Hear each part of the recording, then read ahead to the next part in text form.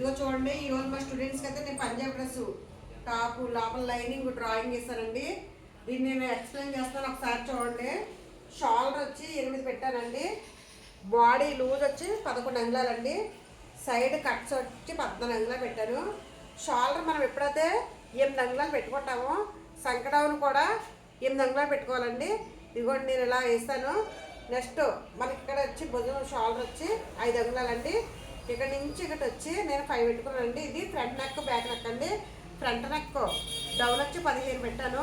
దీనికి back neck ఇంకొక అంగుళం కొంచెం డీప్ నెక్ పెంచుకోవడం కోసం ఒక అంగుళం కిందకి దించానండి. ఇగో చూడండి, పొడవు వచ్చి టోటల్ పొడవు వచ్చి 38 అంగుళాలండి. టోటల్ పొడవు వచ్చి చూసారండి, మీకు అర్థమైందండి.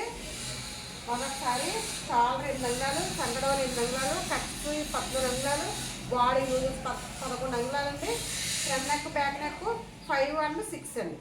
ఓకేనా, మరి మీకు అర్థమైంది కదండి. బాగా ఈ క్లాస్ మీకు అర్థమైంది అనుకుంటున్నానండి. వీడియో నచ్చినందుకు లైక్ చేయండి, షేర్ చేయండి, కామెంట్ ఉంటుంది. సబ్స్క్రైబ్ మాత్రం మర్చిపోవద్దు. ఓకే బాయ్, మీరు